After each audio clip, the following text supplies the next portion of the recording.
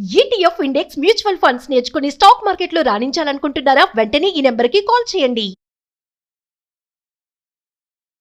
నమస్తే అమ్మా. నమస్తే అమ్మా. అమ్మ, మేడారం జాతర జరుగుతుంది కదా. అవునమ్మా. సమ్మక్క సారక్క జాతర అంటే అసలు ఎంత మంది జనాలో సంథింగ్ పవర్ఫుల్ ఏదో ఉంది అని అయితే అర్థమవుతుంది. బట్ ఏంటది? అండ్ గాథ కూడా ఉంది కదమ్మా, ఒకసారి ఆ గాథ కూడా ఒకసారి గుర్తు చేసుకుందాం. అమ్మా, ప్రపంచంలో అతి పెద్ద గిరిజన జాతరగా చెప్తారు. అది మాట వరుసకి చెప్పేదైనా ఆసియాలోకెల్లా పెద్ద గిరిజన జాతర అని చెప్పి రికార్డ్గా ఉంది. దాని గురించి కవరేజ్ కూడా చాలా ఛానల్స్, విదేశీ ఛానల్స్ చేశాయి.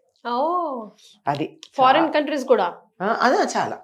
ఈ గిరిజన జాతరకి భక్తితో వచ్చేవాళ్ళు దేశ విదేశాల నుంచి వచ్చేవాళ్ళు ఎంతమంది ఉంటారో, ఇక్కడ జరిగే విశేషాలు తెలుసుకుని తాము వాటిల్లో ప్రపంచానికి తెలియజెప్పాలని వచ్చే జర్నలిస్టులు కూడా చాలా మంది ఉంటారు. అంత అద్భుతమైనటువంటి జాతరగా దీని గురించి చెప్తారమ్మా. మొత్తం ఆసియాలో నెంబర్ 1, ప్రపంచంలో కూడా దీనికి మించింది లేదంటారు. ఇంకా దానికి సంబంధించినటువంటి లెక్కలు చూడాల్సినటువంటి అవసరం ఉంది. అంత పెద్ద జాతర. చిత్రం ఏమిటంటే ఈ జాతర 4 రోజులు 2 సంవత్సరాలకు ఒకసారి జరుగుతుంది. 4 రోజులు అయ్యాక అక్కడ ఏముండదు, ఏమీ ఉండదు. అంత హాయిగానే ఉంటుంది. దీనికి కారణం ఏమిటంటే ఇది చారిత్రకమైనటువంటి ప్రాశస్త్యం కలిగినటువంటి వాళ్ళు ఈ సమ్మక్క సారలక్క తల్లి కూతురమ్మ, అక్క చెల్లెళ్ళు గారు వాళ్ళు. అవునా? సమ్మక్క కూతురు సారలక్క. ఎలాగంటే మేడరాజు అని ఉన్నాడు తాడ్వాయి మండలంలో ఒక రాజు. ఇప్పుడు మనకి తాడ్వాయి మండలం, అప్పుడు ఆ పేరు కాదు. అప్పుడు ప్రతాపరుద్రుడు పరిపాలిస్తూ ఉండేవాడు 13వ శతాబ్దంలో. వీళ్ళు ఈ గిరిజనులందరూ కూడా ఆ చక్రవర్తికి పన్నులు కట్టేవారు, కప్పం కట్టేవారు. ఈ మేడారంలో ఉన్న రాజు పేరు మేడ దొర. మరి ఆయన పేరు మీద మేడారం అయిందో, ఆయన నిర్మాణం చేశాడో తెలియదు, కానీ ఆ గ్రామానికి మేడారం అని పేరు. వాళ్ళకి పిల్లలు లేరు. ఒక రోజున వీళ్ళ అడవికి వెళ్ళి వేటాడుకోవడమే కదా వీళ్ళ వృత్తి. అలా వెడితే ఒక గుట్ట మీద ఒక పిల్ల పులులు సింహాల మధ్య కనపడింది. ఆ అమ్మాయికి ఒక పాము ఇలా పడగ విప్పి ఆచ్ఛాదన చేసింది, గొడుగులాగా పట్టింది.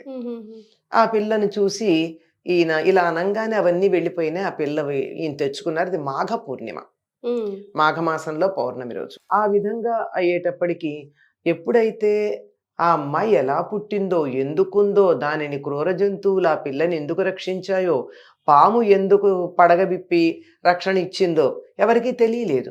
కానీ ఇటువంటి విశ్వాసాలు గిరిజనుల్లో చాలా ఉంటాయి. పైగా చిత్రం ఏమిటంటే వాళ్ళ విశ్వాసాలకు ఫలం కూడా ఉంటుంది.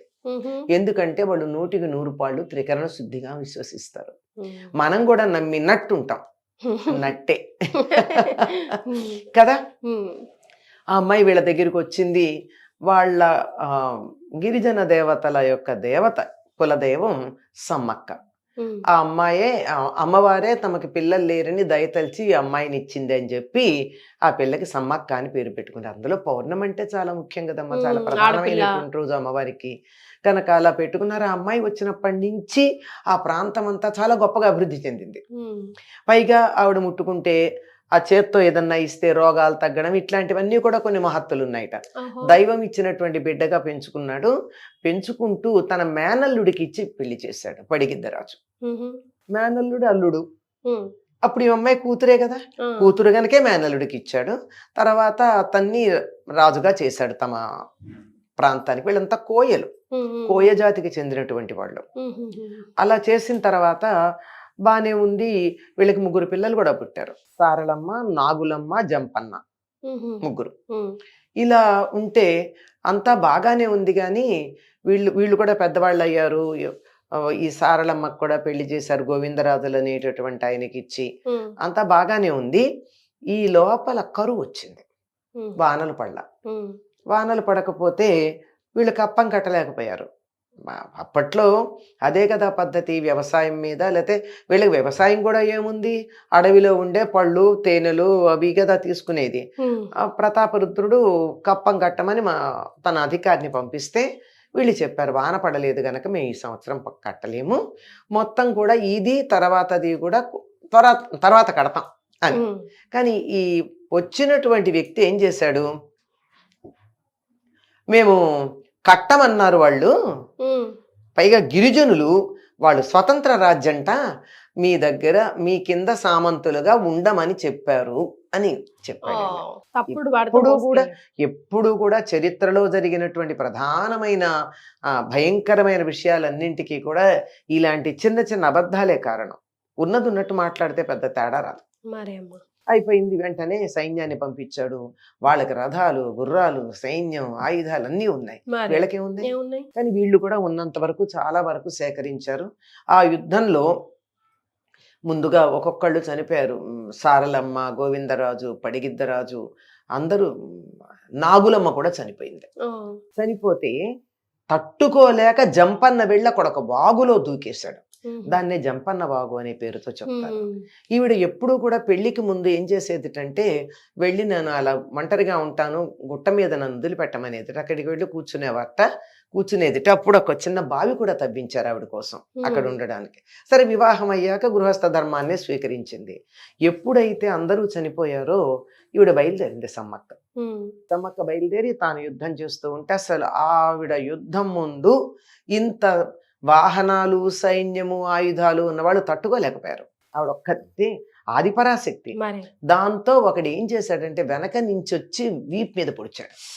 దాంతో ఆవిడికి చాలా బాధేసి పరిగెత్తుకుంటూ వెళ్ళిపోయింది. ఉమ్, ఎక్కడ తాను అందరికీ కనపడిందో అక్కడికి వెళ్ళింది. ఆ తర్వాత కనపడలా. చిన్న పిల్లగా ఏ ప్రాంతంలో కనపడిందో ఉమ్, అదే ప్రాంతంలోకి వెళ్ళిపోయి మాయమైపోయింది. అందరూ వెనకెళ్ళిన వాళ్ళు చూసుకుంటే ఉంది అక్కడ ఒక భరిణ ఉందంతే, కుంకం భరిణ. ఉమ్, అంటే అమ్మవారు తమకి కుంకం భరణని గుర్తుగా మిగిల్చి వెళ్ళింది అని వాళ్ళు నమ్ముతారు. ఉమ్, దాన్నే వాళ్ళు గద్దె మీద పెట్టి పూజించేది కూడా అదే. ఉమ్, ఇది జరిగింది కానీ ఈ సంగతి ప్రతాపరుద్రుడికి తర్వాత తెలిసింది.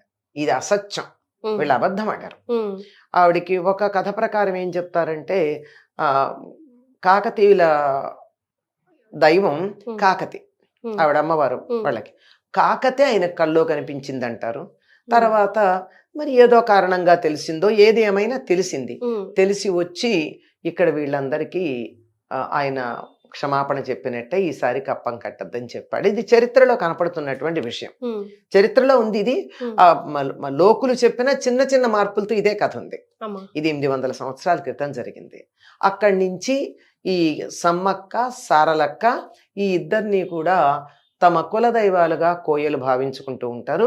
2 ఏళ్లకు ఒకసారి మాఘ పూర్ణిమ నాడు జాతర చేస్తారు. ఉమ్, అంటే మాఘ పూర్ణిమ నాడే ఈవిడ దొరికింది, పెళ్ళయింది మాఘ పూర్ణిమ నాడే, ఉమ్, తర్వాత ఆవిడ అంతర్ధానమైంది మాఘ పూర్ణిమ నాడే, ఓ, మాఘమాసంలో. ఉమ్, అందుకని మాఘ పూర్ణిమతో పూర్తి అయ్యేటట్టుగా 4 రోజుల ముందు ఈ ఉత్సవం ప్రారంభించుకుంటారమ్మా. ఉమ్, ఆ ప్రాంతాల్లో చుట్టుపక్కల ఉండేటటువంటి అనేకమైనటువంటి గిరిజన తెగలందరూ వస్తారు. ఉమ్, పైగా సమ్మక్క చేసిన పని ఏమిటంటే, ఆ ప్రాంతాల్లో అక్కడక్కడక్కడ ఉన్న గిరిజన తెగలందరినీ కూడా ఏకత్రితం చేసింది. వాళ్ళందరూ కలిసికట్టుగా ఉండేటట్టు. ఉమ్, ఇప్పుడు ఇంతమందే ఉంటే వీళ్ళని గెలవడం తేలిక, ఇంతమందే ఉంటే గెలవడం తేలిక. వీళ్ళందరూ కలిస్తే ఉమ్, వీళ్ళేం వ్యతిరేకించలేదు. ఉమ్, కాకతీయ సామ్రాజ్యానికి మేము వ్యతిరేకంగా ఉంటాము, స్వతంత్రం ప్రకటించుకుంటాం అనలేదు. ఉమ్, కానీ వీళ్ళంతా ఒక ఐకమత్యంగా ఉన్నారు. ఉండి కప్పం కడుతూ బాగానే ఉన్నారు. మరి కానీ ఈ జరిగినటువంటి ఒక అధికారి చేసినటువంటి అధికార దుర్వినియోగం ఉందే, దానివల్ల ఇదంతా జరిగింది.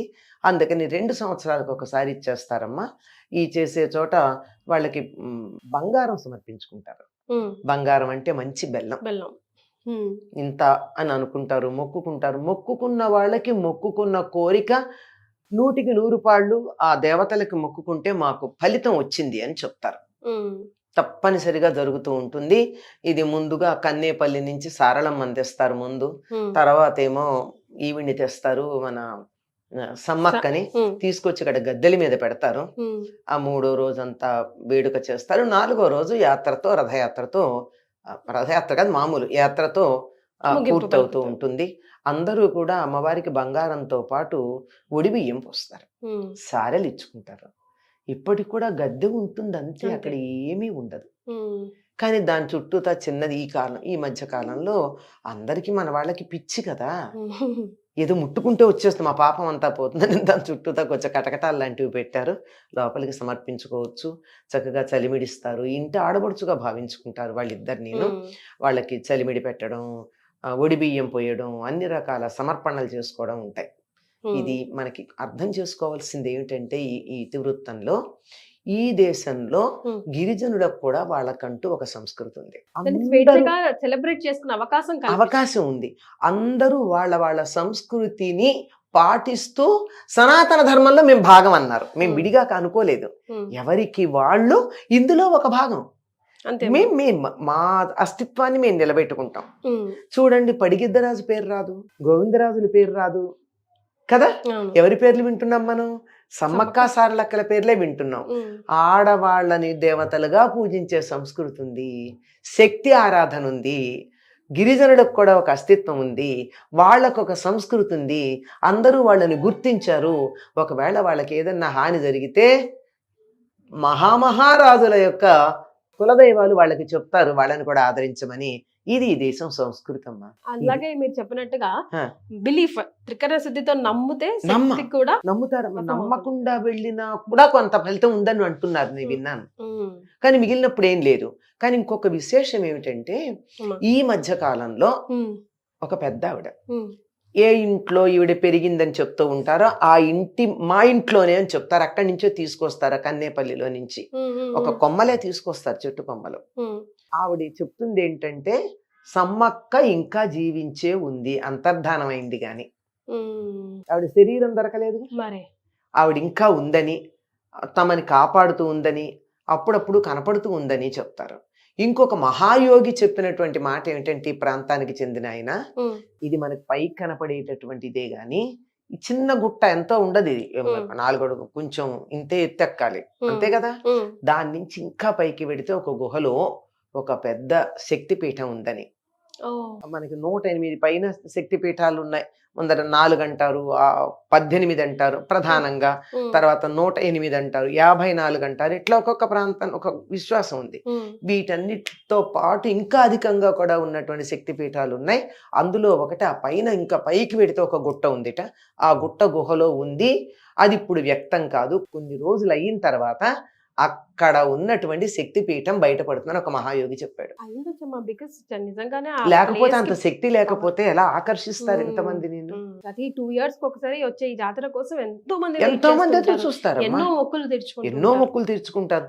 మామూలుగా కూడా అప్పుడప్పుడు వెడతారు, అక్కడ ఏం లేకపోయినా కానీ వెళ్ళి అక్కడ ఒకసారి దర్శనం చేసుకుని ఇంట్లోనే అమ్మవారిని పెట్టుకుని బంగారం సమర్పించుకుని అందరికీ పంచుకుంటారు. వెళ్ళలేక కూడా రద్దీకి ఎప్పుడు మేము వెళ్దామన్నా అమ్మ రద్దీకి భయపడి ఆగిపోతున్నామమ్మా. కష్టం అమ్మా వెళ్ళడం. అందులోను మామూలుగా విడిగా వెళ్ళినప్పుడైతే వెళ్ళొచ్చు గాని ఆ మామూలుగా ఇప్పుడు కనుక వెళ్ళినట్టయితే జాతరలో వెళ్ళలేము.